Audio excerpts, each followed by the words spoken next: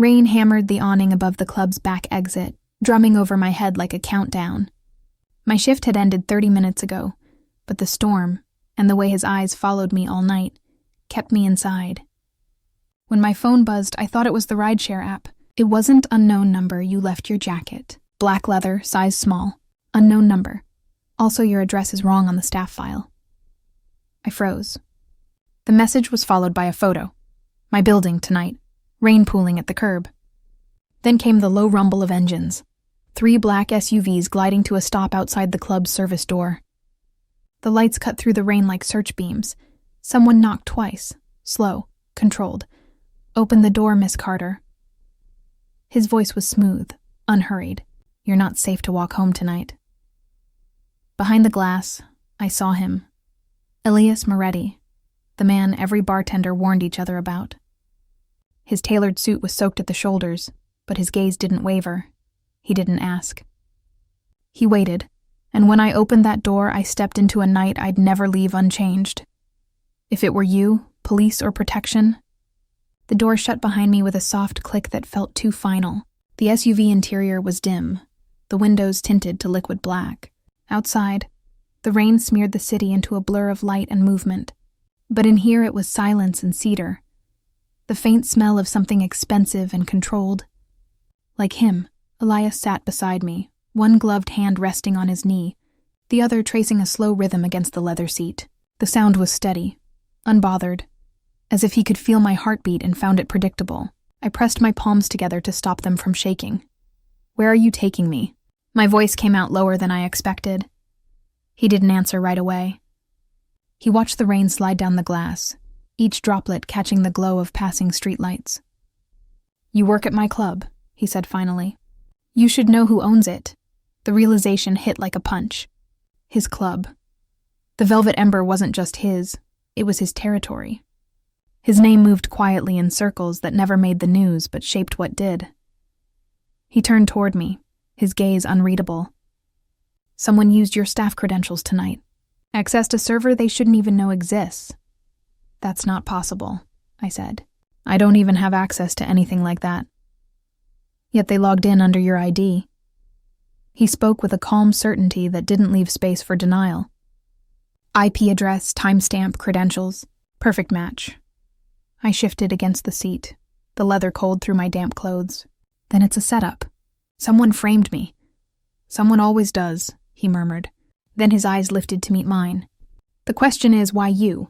For a moment, all I could hear was the engine's hum and the rain drumming against the roof. The city outside felt distant, unreal. I wanted to reach for the door handle, but the memory of his men outside the club, their quiet precision, told me the attempt would end badly. I turned toward the window, but even the rain's reflection betrayed me. I couldn't see out, but I could see myself, trapped, small, trembling in the tinted glass. Are you kidnapping me? If I were, he said softly, you wouldn't be asking.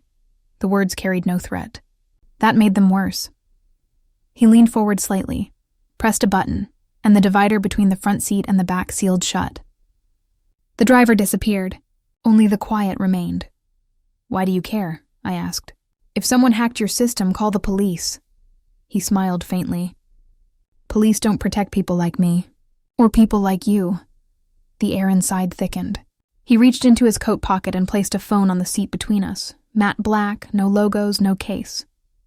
Use this. Your old phone isn't safe anymore. I'm not using your off-grid now, he interrupted, his tone final. If you keep that phone, they'll track you to your apartment in 10 minutes.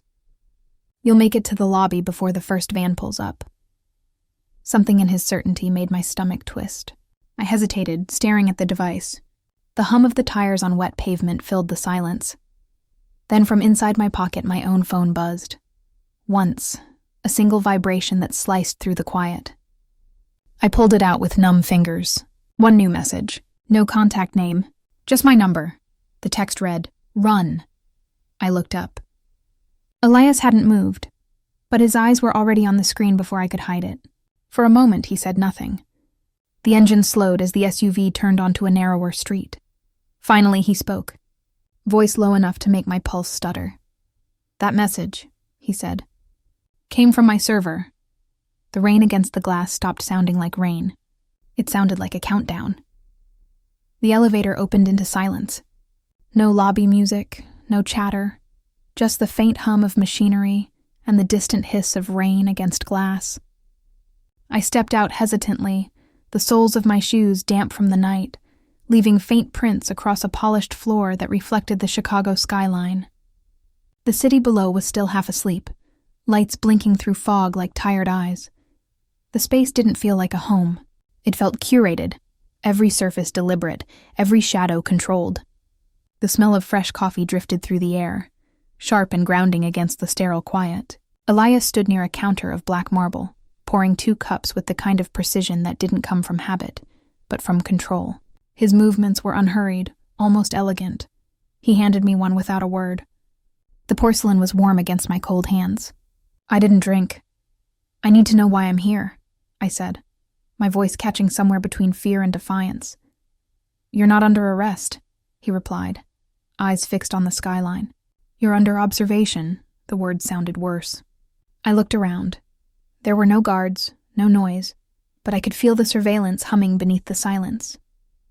A wall of monitors flickered to life on the far side of the room, screens bathing everything in pale light. My breath caught. One feed showed the alley behind the velvet ember. Another showed my apartment door, still, empty, under a soft glow from the hallway light. My stomach turned. You're watching me? I'm watching who's watching you, he said calmly. And right now, there are too many cameras not owned by me. He set his cup down, the sound small and deliberate. A woman appeared from the hall, mid-50s, wearing a charcoal uniform. Her hair was tied back neatly, her posture too careful for a maid. This is Mara, he said.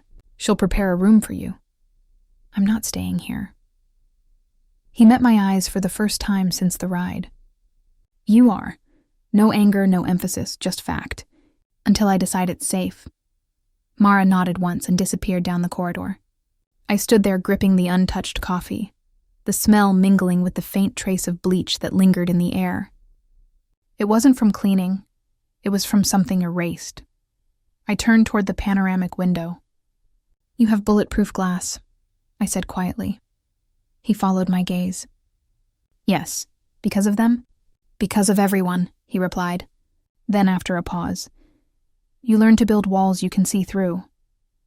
Something in his tone made me look back at him. The light caught on the silk of his robe, gray, soft, immaculate against the storm outside. There was no exhaustion in him, just calculation, the kind that came from living too long with danger. My eyes drifted to the table beside him. A folder lay open, half buried beneath a phone and a lighter. At first I thought it was another file until I saw the photograph. My throat closed, my brother, standing beside Elias, smiling, my voice cracked. When was this taken? He didn't look at it. Months ago. That's impossible. He's gone. Elias turned fully now, his expression unreadable. He worked for me. The words hit harder than the rain against the glass.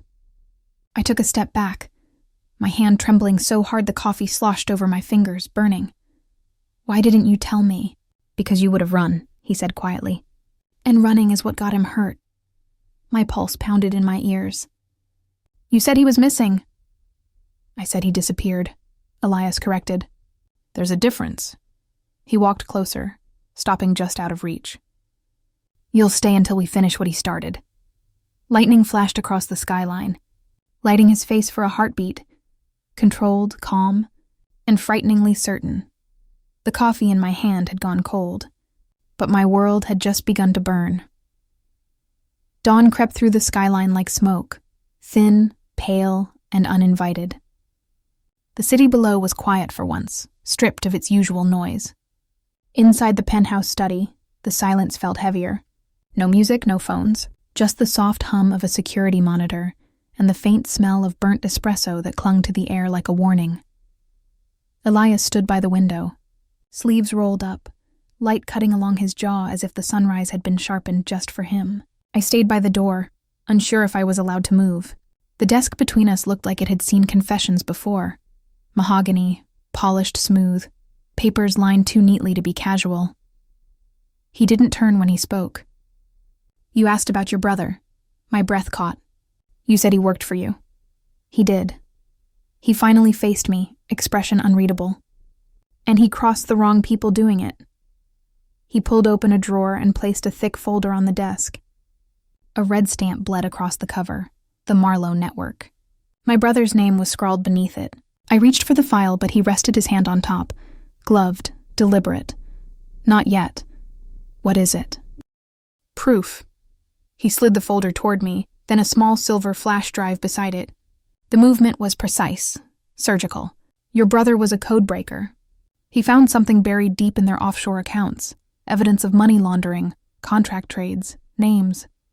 And then, one night, he vanished. With the data, I swallowed hard. You think he's dead? Elias's eyes narrowed slightly. I think he made enemies who prefer loose ends tied in blood. The words felt too calm to be hypothetical. I opened the folder. Lines of numbers, transfers, encrypted codes.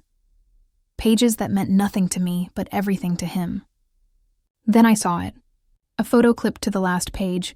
My brother standing next to Elias, smiling like he trusted him. My throat closed. Why was I never told? Because you were safer not knowing.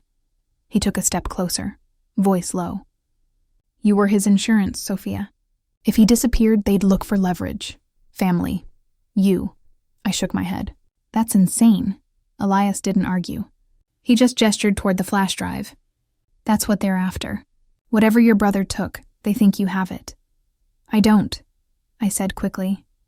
I know. He leaned back against the desk, crossing his arms. That's why they'll come anyway. I stared at the drive, the faint morning light glinting off its surface. You want me to believe that my brother, what? Stole from criminals and left me holding the bag? Elias's silence was worse than an answer. My pulse raced. Show me proof. He nodded once, almost approving, then reached for the laptop on the desk. The screen came alive with encrypted symbols, rows of green light. He plugged in the drive, his fingers moving with unnerving confidence. Watch closely.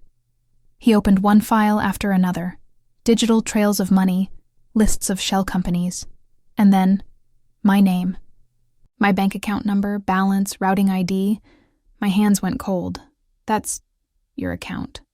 He finished softly. Used as a transfer point 3 nights ago. I stepped back. No, I didn't. I know, he interrupted, calm as ever. But they don't. The air felt too thin, my pulse too loud. Every part of me wanted to deny it, to make it untrue. But the screen glowed with my details, black and white. Real. Elias closed the laptop and looked at me for a long time. His voice, when it came, was quiet enough to feel dangerous. They'll come through you, he said, unless I get to them first. The faint scrape of paper under his hand was the only sound left.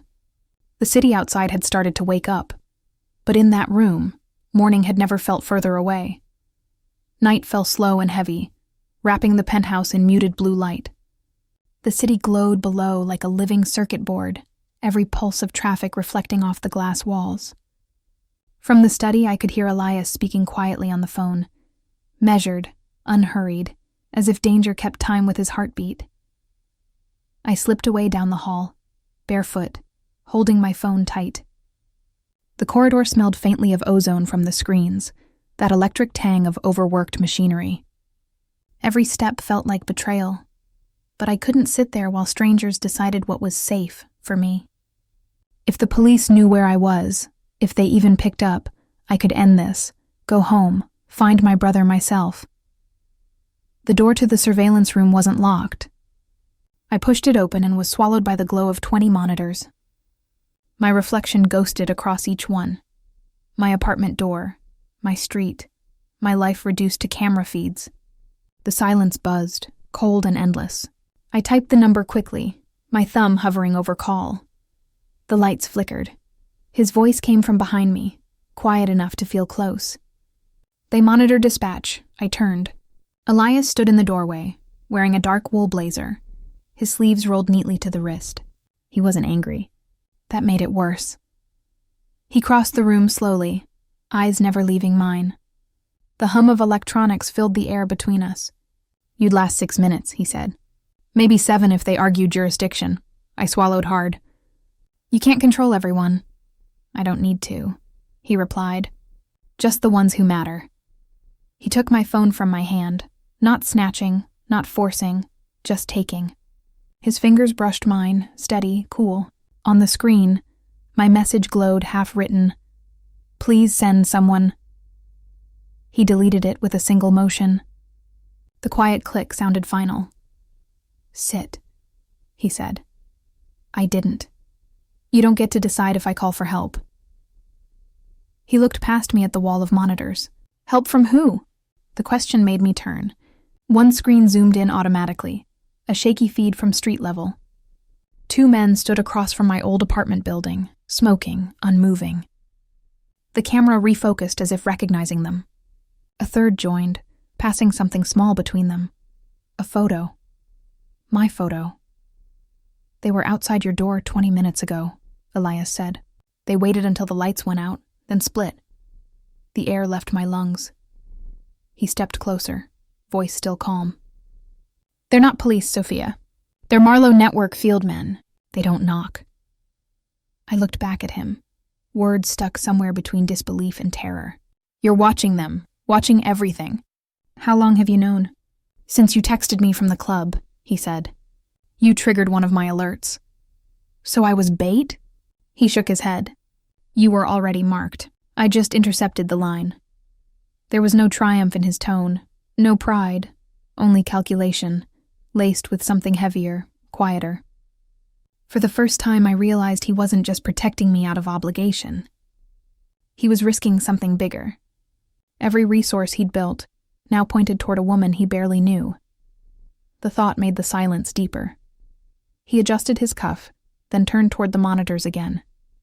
"They'll move when the rain stops," he murmured. "They always do." "Elias," I whispered, "what happens when they find out where I am?" He glanced back, and in that moment, something unguarded flickered behind his eyes. "If they breach," he said softly. "You do exactly what I tell you." The lights dimmed further as he spoke, the glow from the monitors painting the room in shades of electric blue. Outside, thunder rolled over the skyline like a warning neither of us could ignore. The music came from somewhere old. A record spinning in the corner, soft static between strings, like ghosts caught in melody. The room was all marble and candlelight. Too elegant for the hour, too quiet for what it was meant to hide. I stood at the edge of it, still damp from the storm, the faint smell of rain following me in through the terrace doors. Elias waited by the piano, his jacket gone, cuffs undone, the top button of his shirt open. Even like that, he looked composed, as if chaos had to ask permission to approach him. He gestured toward the space between us. "One dance," I almost laughed. "You're joking." His gaze didn't move. "If I were, you'd already be smiling." I wanted to tell him I didn't dance, that I didn't owe him anything. But the way the candlelight played on his face, sharp lines softened by warmth, made resistance feel smaller than it should have. He crossed the room slowly, footsteps echoing against the marble, and held out his hand. "Humor me," he said. "Consider it proof that you're still free to choose." The lie of freedom tasted bitter, but I placed my hand in his anyway. The satin hem of my borrowed dress brushed against my legs, whispering with every step. He didn't pull me close. Not yet. His palm settled lightly at my waist, his other hand guiding mine just above his shoulder. Distance, measured and deliberate, the kind of restraint that burned hotter than proximity. We moved to the rhythm, slow and precise. His eyes stayed on me, not in the way men usually looked, but in a way that mapped thought, not desire. It was unsettling, almost protective. I tried to keep my voice steady. "You do this often?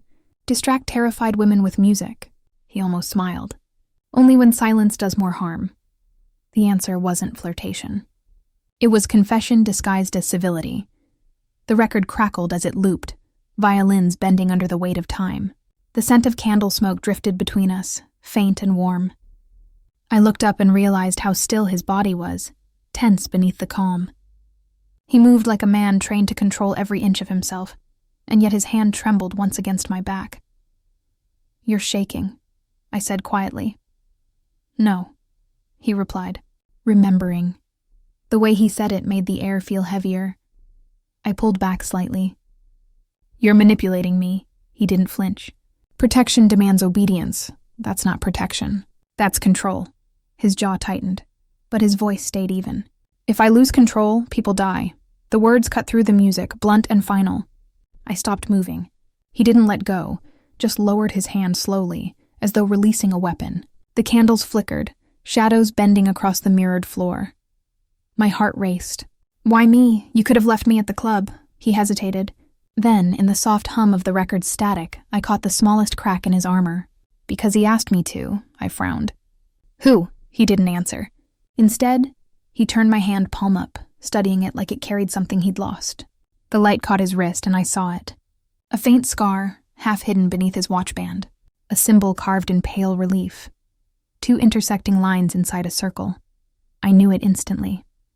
I'd seen it in my brother's old notebook, drawn beside names I didn't understand. My breath caught. That mark. He had it too. Elias's eyes lifted to mine, steady but no longer guarded. The silence stretched, long enough for the record to skip again. "He saved me first," he said finally. "Now I owe him everything." He stepped back, but his gaze didn't waver. "Including you." The song ended with a scratch of the needle, leaving the room suspended in stillness.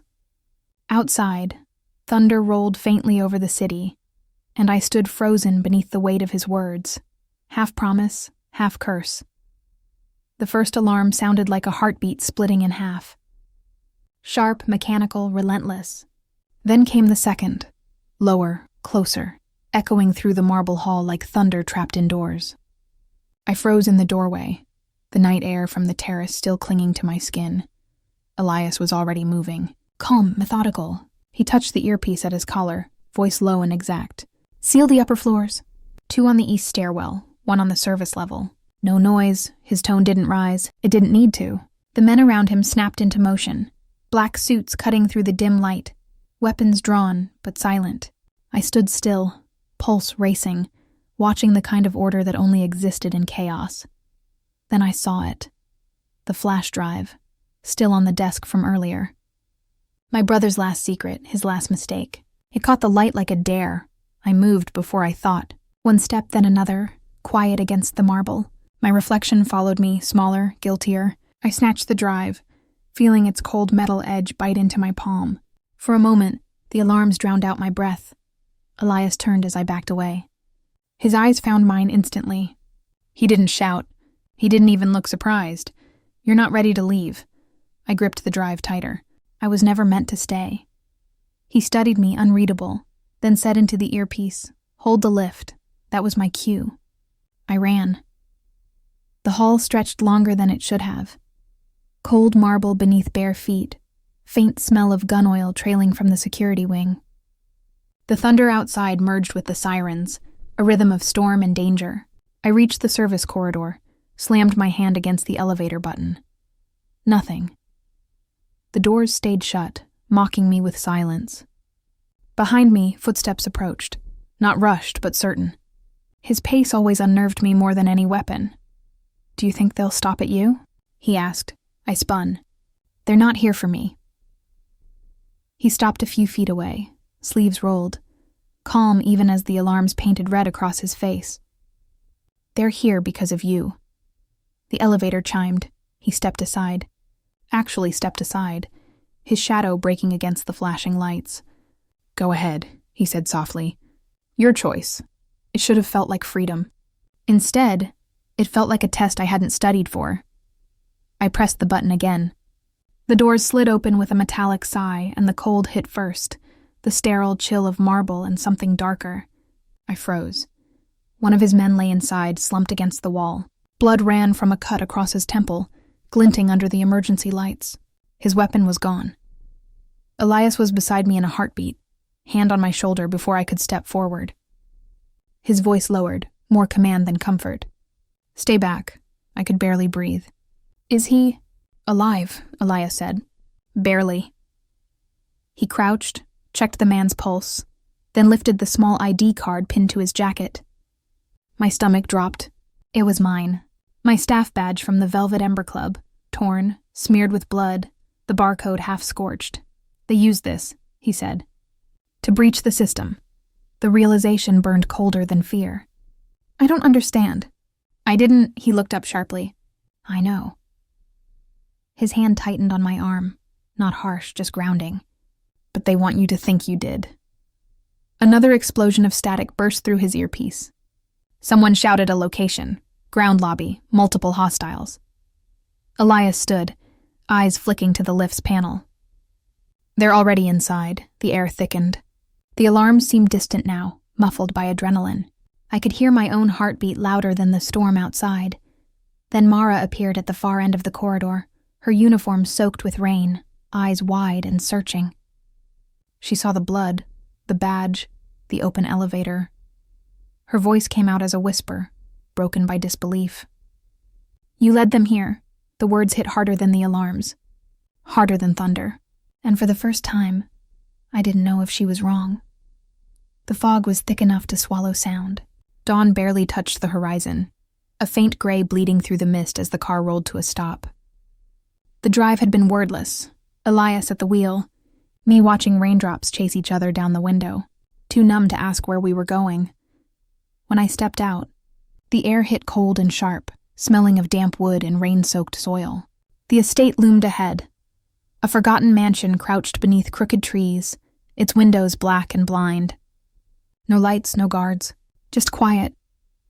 Elias pushed the heavy door open, and the hinges groaned like they hadn't been used in years.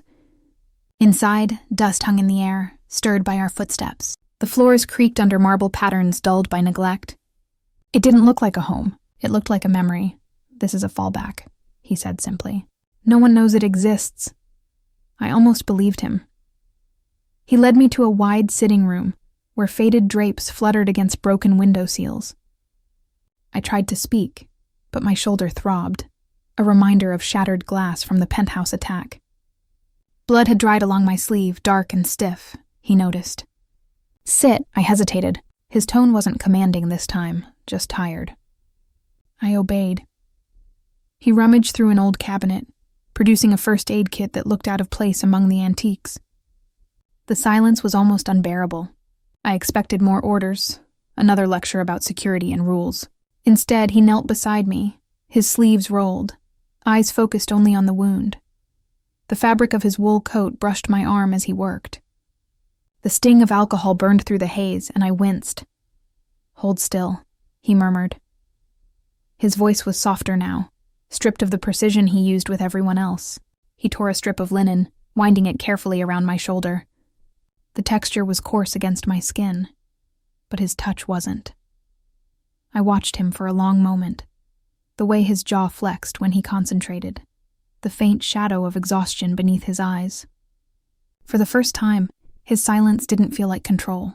It felt like protection. When he finally looked up, the bandage was neat, his hand steady.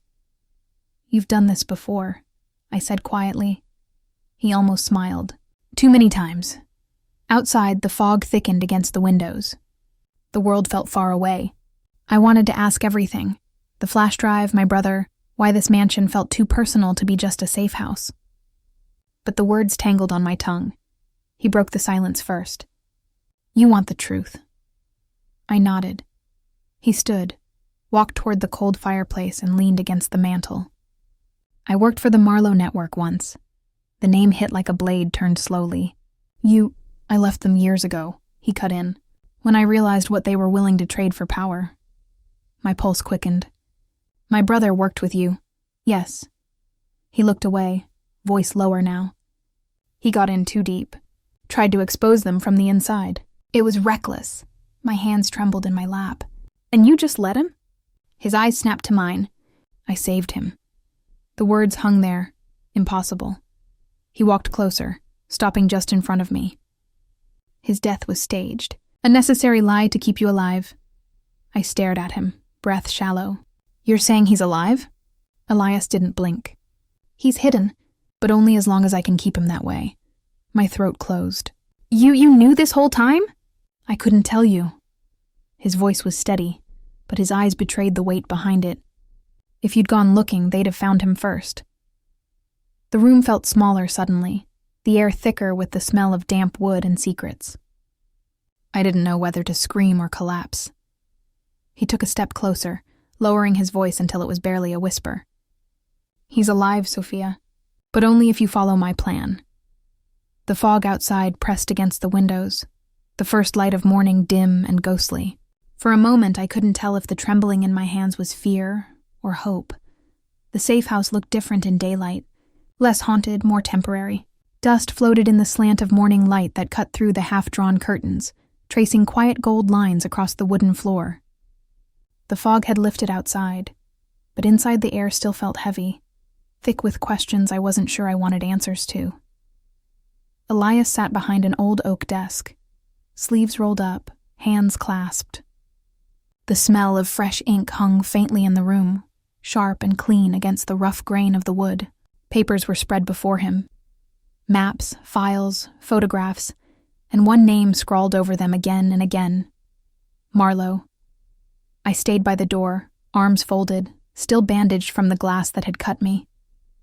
"You said my brother's alive. Prove it." He didn't look up right away. "You'll see him soon, but not until I know which side you're on." "I don't have sides," I said. "I just want him back." "That's exactly why they'll use you." The calm in his tone irritated me more than threats ever could. He leaned back slightly, eyes narrowing as if measuring distance. Not just between us, but between my belief and his control. "They want the drive," he continued. "The same one your brother hid. If they think you have it, they'll come for you. We let them, on our terms." It took me a second to process. "You want to use me as bait?" His jaw tightened, but his voice stayed level. "I want to use their arrogance. You'll be watched, armed, every step controlled. By you." He didn't deny it. "It's the only way to trade what I have for what you want." I laughed softly, but it came out closer to disbelief. "You talk about my brother like he's a deal to negotiate." Elias's gaze shifted, colder now. "I talk about survival. His, yours, mine. Pick one to start with." The silence after that stretched, filled with the soft tick of an antique clock somewhere in the hall. He reached into a drawer and pulled out a small black phone, setting it on the desk between us. "What's that?" "Your incentive?" He tapped the screen and it lit up. The image that appeared froze the air in my lungs. My brother. Bound to a chair, bruised, breathing, eyes open, alive. I stepped closer without meaning to. "Where is this?" Elias's expression didn't change. "Somewhere I can't walk into." "Not yet."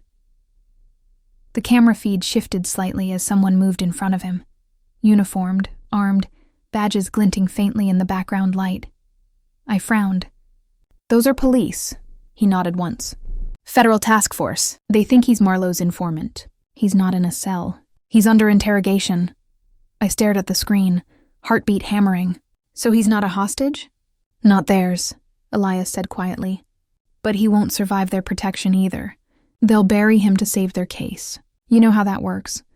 My throat felt dry. "Then why show me this?" "Because the only way to reach him is through the people hunting you." He slid a folder toward me. Inside was a layout, streets, timestamps, camera positions. My name was written at the top. "I'm not doing this," I said, voice low. He stood slowly, the chair legs scraping against the wood. "You will. Because if you call the police, they'll silence him for good. If you trust me, I can get him out." The morning light caught on the scar at his wrist as he picked up the phone again. His eyes found mine, calm as ever. But there was something raw beneath it this time. Regret, maybe, or promise. He placed the phone in my hand, closing my fingers around it. "Choose," he said softly. "Police or protection." The screen blinked once, the image of my brother flickering, and the sound of a door slamming somewhere downstairs echoed through the silence. Like an answer I wasn't ready to give. The cafe buzzed with the kind of midday noise that hides everything. Steam hissing, grinders roaring, people talking over each other without really listening. I stood behind the counter in my old uniform, sleeves rolled to my elbows, name tag crooked from a past life. The smell of espresso clung to my skin, grounding me even as my heart pounded out of rhythm. Elias had insisted on the disguise. "Familiarity is camouflage," he'd said before leaving me here, watching from somewhere across the street. I could almost feel his presence, like static under my skin, though I couldn't see him. The idea of him watching was both comfort and cage. The flash drive rested inside a paper sleeve I'd taped to the bottom of a takeout cup. Just another order in a line of dozens. My hands moved automatically. Pour, steam, press, slide. Every motion rehearsed, ordinary. When she walked in, I knew. The woman in the tailored gray coat didn't look around. She didn't need to. She moved with the precision of someone who already owned the room. Her perfume cut through the air, clean, sharp, out of place among coffee and sugar. She reached the counter, smiled politely. "Flat white, extra hot," I nodded, pretending to input her order. My throat was too dry to swallow. The machine roared, masking the small tremor in my voice. "Coming right up." When I slid the cup across, her hand brushed mine, intentional, brief. She didn't look at the sleeve, didn't acknowledge it at all. Just took the drink, turned, and walked toward the door. It should have been done. Simple, clean. But she hesitated. Halfway out, she paused, looked back. Her eyes met mine, steady, knowing. Then she reached into her coat and let something flash at her side. A badge, FBI. My pulse spiked. I froze, my grip tightening around the edge of the counter until my knuckles went white. The sound of the milk frother died out, leaving only the hum of the crowd. She came back, voice low, calm. "You're in danger from him, not them," I blinked. "What?" She leaned closer, the words barely audible beneath the chatter. "He's not protecting you. He's isolating you." The cup trembled in my hand. I looked past her, through the rain-streaked window. Across the street, the black SUV was still parked. Elias's silhouette in the driver's seat, still, unreadable. My phone buzzed in my apron pocket. A single text. "Leave. Now." I glanced up, and that's when I saw it. 2 men near the door, watching the exchange, pretending to browse the pastry case. Their stance was too stiff, their attention too precise. "Miss," one said, "can we have a word?" Every instinct screamed to run, but my feet wouldn't move. The woman in gray took a step toward me, lowering her voice again. "We can protect you." The text came again, this time accompanied by a sharp tone in my earpiece. Elias's voice quiet but clipped. "Out, back door." "Don't look back," my breath caught. "They're agents," I whispered. His voice hardened, sharper than I'd ever heard it. "They're not here for you, Sophia. Move." For the first time, there was no calm in him. Only command. The 2 men started forward. Chairs scraped. Someone called my name. My fake name, but it didn't matter. The sound of rain outside grew louder, heavier, like the city itself was holding its breath. I dropped the cup. Coffee splattered across the counter, the scent of espresso bursting sharp and bitter into the air. I ducked under the register, heart hammering, eyes darting toward the kitchen exit. Before I could move, the cafe door slammed open. Another figure stepped inside, black coat, wet hair, eyes like storm glass. Elias. He didn't look at me. Not once. He just raised a hand, subtle but absolute, positioning himself between me and the agents. The room fell still, the kind of silence that arrives right before something breaks. And then softly, he said the words that chilled me more than the rain ever could. "Gentlemen," he murmured, "you're in the wrong place." Rain hammered against the concrete walls, turning the parking structure into an echo chamber of chaos. Sirens wailed in the distance, their pitch rising and falling like the city itself was panicking. I could smell wet leather and exhaust, heavy in the air as the storm funneled through the open levels. Elias's hand closed around my wrist, pulling me out from behind a pillar just as a burst of gunfire ripped through the air. Bullets sparked against metal, the sound sharp and terrifying. He moved like gravity didn't apply to him, fast, precise, unshaken. I stumbled after him, lungs burning, shoes slipping on rain-slick concrete. We reached the SUV, black, armored, already running. He yanked the passenger door open and pushed me inside before circling around. The door slammed shut just as another round cracked behind us. I ducked instinctively. The engine roared. Tires screamed against the soaked floor as we shot down the ramp, headlights cutting through the downpour. For a few seconds, the sound of rain against the windshield was all I could hear, fast and relentless. "Who's shooting?" I managed. "Everyone," he said flatly, eyes on the mirror. "The FBI, the Marlowe men, maybe even my own." I turned toward him, pulse hammering. "Your own?" He didn't answer, not right away. His jaw clenched, hands steady on the wheel as we swerved out into the street. Rain smeared the city lights into a blur. He pulled a small device from the dash, something sleek, unmarked, and pressed a button. The navigation system blinked, then died. "They were tracking us through the onboard GPS," he said. "Not anymore." The tires hydroplaned for a second before gripping again. My hands gripped the armrest until my knuckles went white. "You're bleeding," he said quietly. "I'm fine." He didn't believe me. He reached across the console anyway, his fingers brushing mine as he checked my sleeve. His gloves were damp, cold against my skin. For a heartbeat, everything outside went silent. The storm, the sirens, the city. Just him, close enough that I could hear his breathing, steady but strained. Then softly, he said it. "I told him I'd keep you alive." The words hit harder than the gunfire. "My brother," I whispered. He nodded once, eyes still fixed on the road. "He saved my life years ago. Said if anything ever happened to him, I'd owe him a debt. Now I'm paying it." The admission twisted something inside me. Relief, anger, something that felt too heavy to name. I looked down at the flash drive in my hand. The one they'd all been chasing. Its small LED light flickered red, then dimmed. "Elias," I said slowly. "It's doing something." He glanced over. "What do you mean?"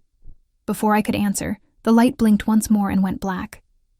A soft click came from my laptop on the floorboard. The file opened by itself, a single screen of code, unraveling faster than I could read. Then line by line the data erased. "Stop it!" I tried pulling the drive out, but he grabbed my wrist. "It's a failsafe," he said. He built it that way. The screen froze. Only one line remained, Elias Moretti. I stared at the name, realization sinking like cold water through my veins. "He wasn't protecting you," I said. "He was warning me." Elias didn't respond. The sirens behind us grew louder, bouncing off the empty streets. He turned hard onto a service road, the SUV fishtailing before finding traction. "Tell me the truth," I demanded. "What did you do to him?" His hands tightened on the wheel. For the first time since I'd met him, his voice broke. "I tried to save him. We burst out of the underpass into open road. The sirens faded behind us, swallowed by rain and distance. I let out a shaky breath, just as he exhaled, low and tired. Then his hand slipped from the wheel. I grabbed it instinctively. "Elias!" He caught himself, pulling the car back into line. His expression was unreadable, but his voice was quieter now, almost fragile beneath the storm. "They'll take me," he said, "unless you choose otherwise." The SUV slowed. Outside, red and blue lights flickered through the sheets of rain, drawing closer again. My fingers still clutched the flash drive, lifeless and cold, while his words echoed louder than the sirens. "Choose otherwise." Dawn broke pale and quiet, the kind of light that doesn't warm anything, just exposes it.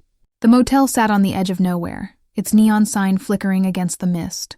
I sat on the edge of the bed, watching water drip from the air conditioner onto the cracked tile. The world felt muted, like the storm had washed out all the color, leaving only choices. Elias was outside.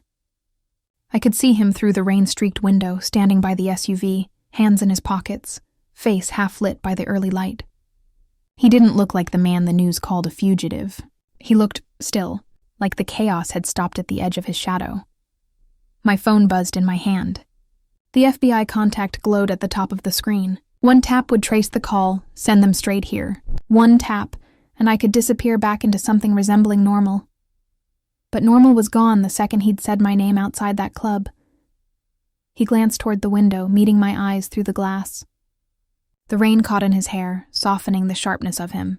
Then he turned away, opened the SUV door, and pulled something from the front seat. An envelope. Thick, folded once. I went to him because pretending I wasn't going to was useless.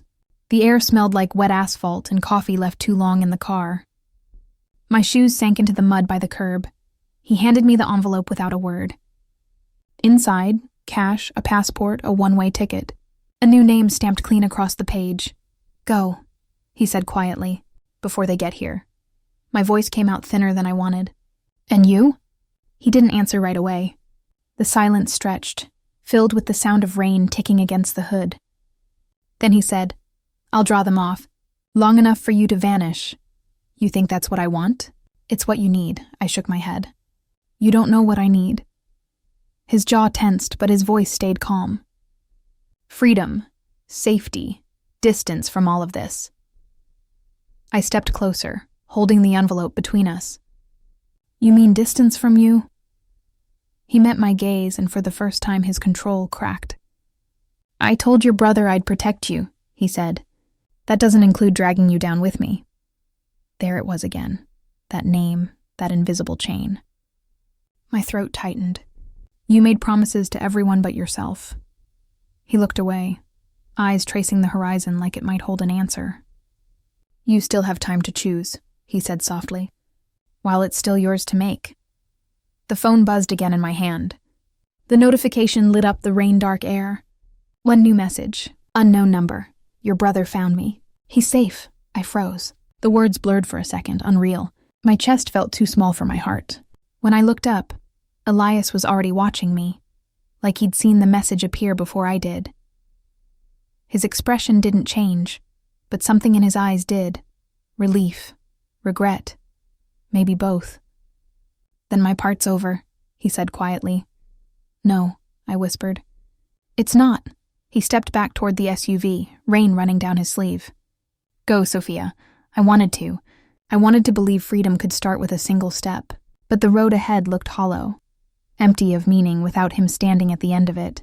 The sirens in the distance grew louder, carried on the wind. He turned once more, voice low and final. If you stay knowing who I am, what that costs. I looked at the phone in my hand, then at the envelope, at him, at the road dissolving into rain. My voice trembled when I spoke, more thought than sound. If it were you, police or protection? The sirens faded into the dawn, leaving only the rain between us.